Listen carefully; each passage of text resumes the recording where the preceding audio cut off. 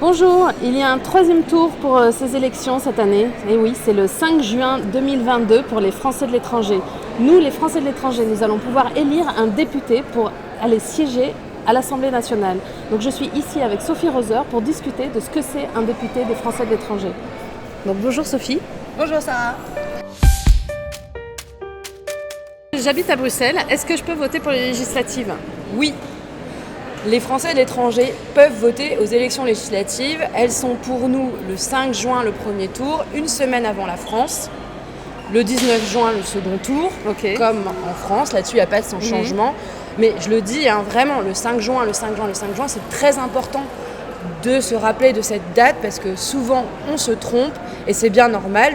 La propagande électorale qui nous est distribuée par la poste, par l'intermédiaire du consulat, arrive souvent très tardivement. Mais il faut qu'on fasse campagne, ne serait-ce que pour augmenter la participation électorale à ces élections qui sont très importantes. Alors attends, je voudrais insister sur le 5 juin parce qu'il me semble que c'est la veille de Pentecôte.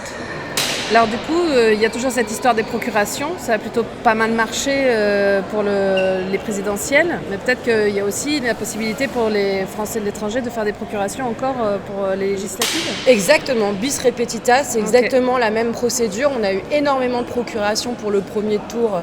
Rien que sur Bruxelles, on a eu plus d'une 60aine de procurations. Parce qu'effectivement, ça tombait en plein pendant les vacances. C'est pas idéal, on l'a redit. D'ailleurs, on a dit notre mécontentement à M. Macron quand les élections présidentielles ont été placées en plein milieu de congés scolaires. Donc c'est une petite difficulté, ce sera vraiment important de le rappeler. Et ça me fait penser, au niveau des procurations, c'est vraiment simple à faire. Et quand elle parle de 60 procurations, c'est parce que nous, le groupe d'action France Insoumise, on peut prendre en charge les procurations si jamais vous n'avez personne de disponible pour vous aider pour aller voter.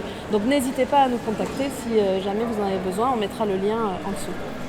Ok, donc il y a des législatives, c'est le 5 juin.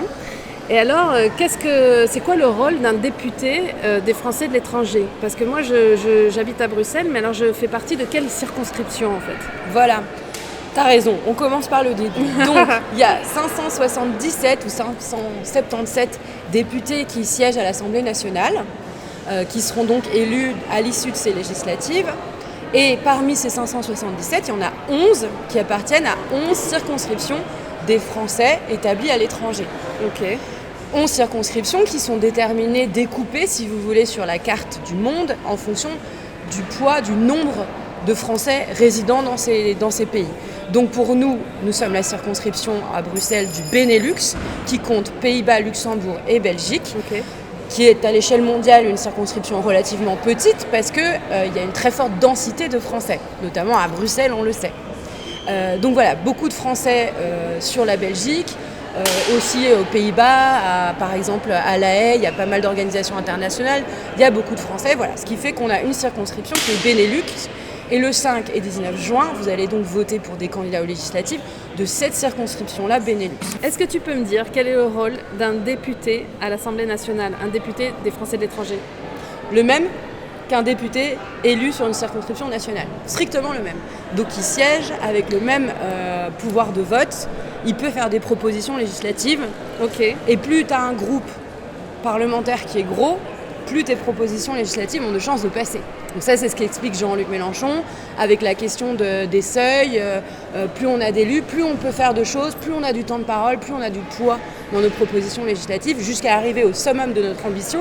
Jean-Luc Mélenchon, Premier ministre, et ça exige une majorité à l'Assemblée nationale. D'accord. Qu'est-ce qu'un député français de l'étranger peut apporter à l'Assemblée nationale ?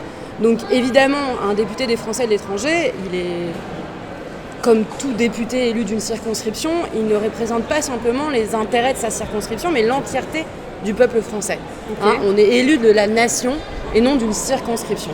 Cela dit, évidemment qu'en pratique, un élu des Français de l'étranger, il a certaines questions qui l'intéressent plus particulièrement, au regard de son électorat et de son intérêt personnel qui entre en jeu aussi. Il y a quelques exemples, il y a le droit à mourir dans la dignité. Nos 3 pays, Pays-Bas, Luxembourg et Belgique, ont l'euthanasie, une pratique qui est bien établie, un cadre législatif bien encadré. Voilà ce qu'on pourrait apporter à l'Assemblée nationale. Le débat en France là-dessus est complètement en retard. Il y en a un autre qui me semble aussi important, c'est le droit des femmes en général. Pourquoi on a défendu et on continue de défendre l'importance de voter aux législatives et de placer la question du SMIC à 1 400 €? Mais parce que les travailleurs précaires sont en premier lieu des travailleuses précaires. Tous ces contrats atypiques, qui sont maintenant bien loin d'être que atypiques, qui sont presque majoritaires, ce sont souvent des femmes qui les occupent. 80% des mi-temps, je crois que ce sont des femmes. Voilà, donc il faut continuer à défendre ces aspects d'augmentation des salaires comme un enjeu de droit des femmes. Il y a un enjeu des droits LGBTI aussi. Nos 3 pays de notre circonscription sont en discussion pour la fin des thérapies de conversion, par exemple. L'ont déjà ou sont en train d'en discuter dans leurs assemblées respectives. Nous devons aussi apporter ces questions-là à l'Assemblée nationale.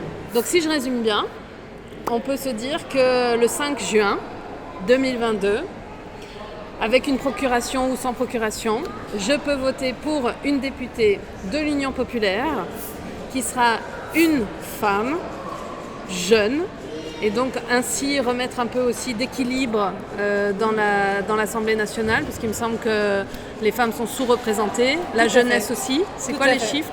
La moyenne d'âge, c'est 50 ans à l'Assemblée nationale et il y a un peu moins de 40% de femmes qui y siègent.